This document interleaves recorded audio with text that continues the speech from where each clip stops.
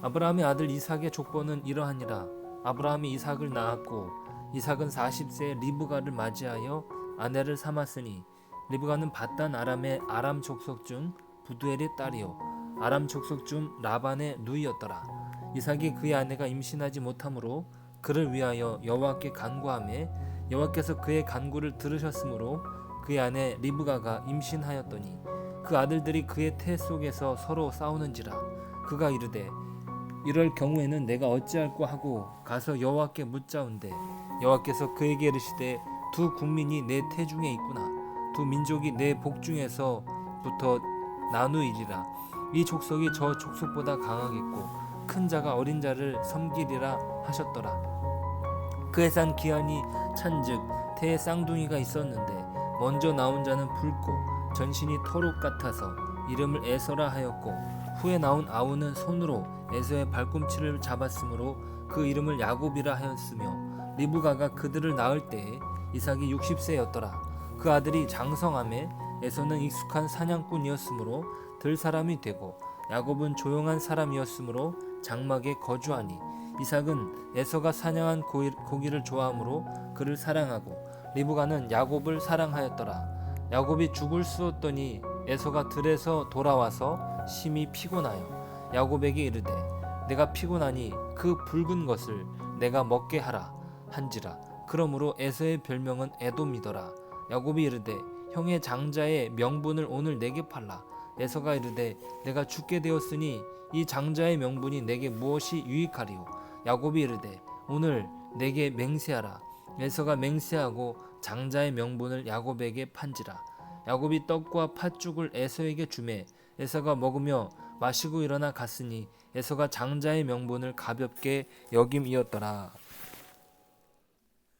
안녕하십니까. 듣는 복음의 권용호 목사입니다.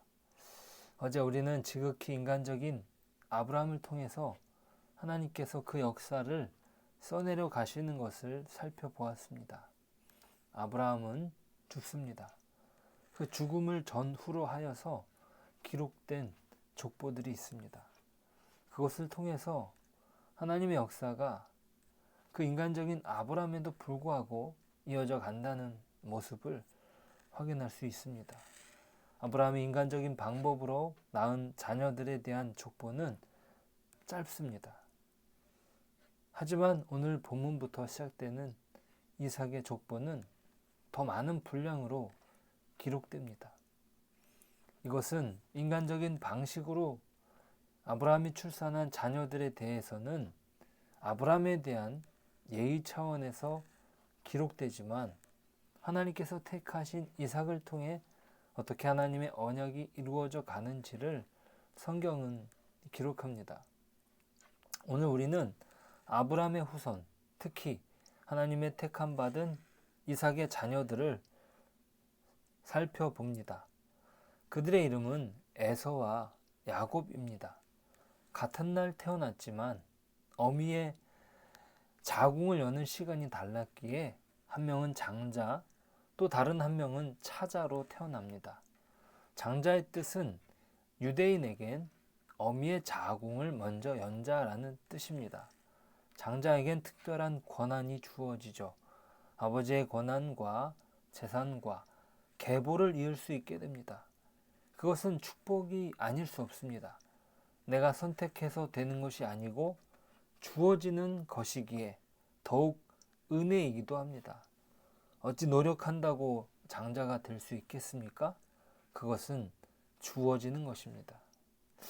그런데 이 관문을 통과하려는 사람이 있습니다. 그는 야곱입니다. 왜 나는 동생이야? 같은 날, 같은 시에 태어났는데.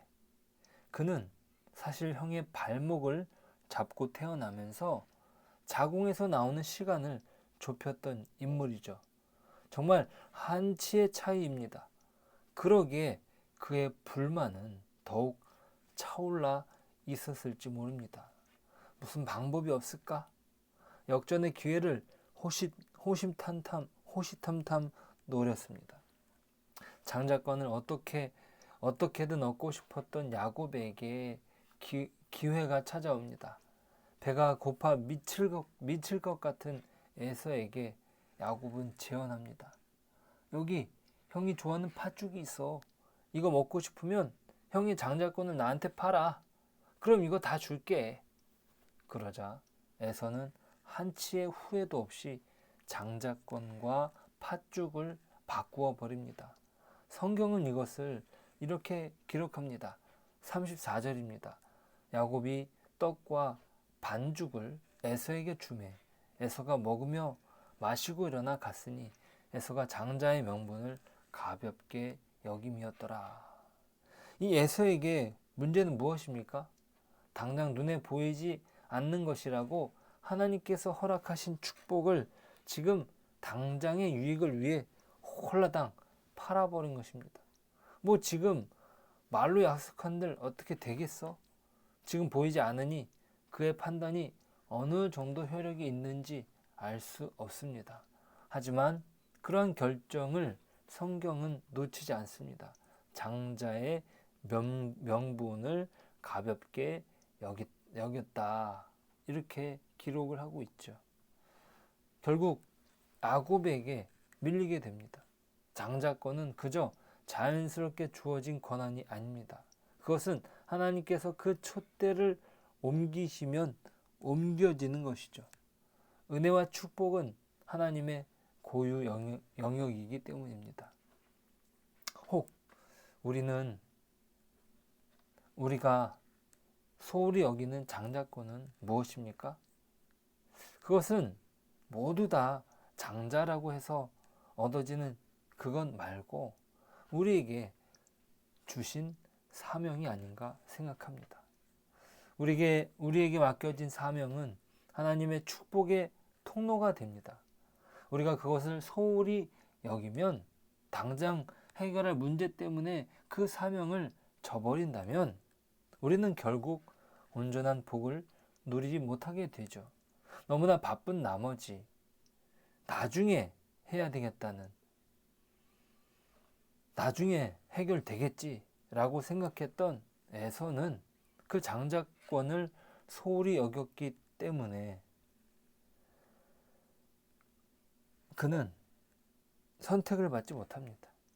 장자로서 무조건 주어지는 것이 아니었습니다. 마찬가지로 우리에게 주어진 사명을 소홀히 여긴다면 하나님께서는 기뻐하시지 않을 것입니다. 바로 우리가 회복해야 될 것이 바로 그것입니다. 하나님이 우리를 통해 역사하실 그 축복의 통로, 사명에 대한 감각입니다. 하나님은 나를 통해 하나님의 일을 감당하십니다. 하나님은 나를 통해 맡기신 그 사명을 이 땅에서 이루어 가길 원하십니다. 나에게 맡기신 하나님의 사명은 무엇입니까? 우리에게 맡겨진 사명에 야곱처럼 욕심을 내며 하나님 앞에서 쓰임받는 우리가 되기를 소원합니다.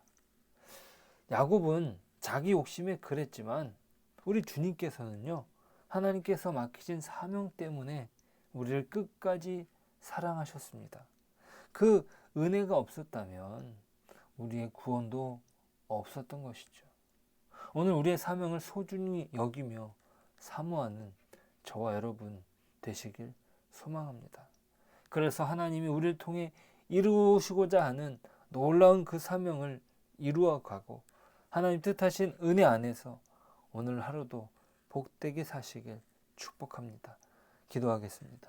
하나님 감사합니다.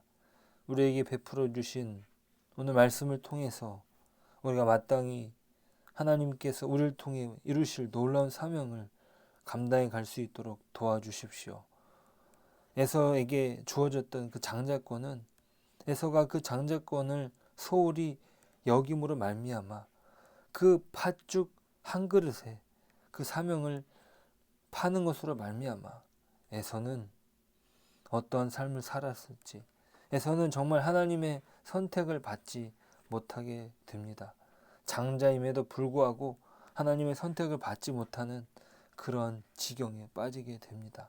하나님, 저희들도 그런 실수에 빠지지 아니하도록 도와주시옵소서. 하나님의 일을 분별하고 그 분별한 은혜 안에서 우리의 사역을 감당할 수 있도록, 오늘 하루도 우리를 통해 일하실 그 하나님 바라볼 수 있도록 도와주시옵소서. 모든 것 예수님의 이름으로 기도드립니다. 아멘.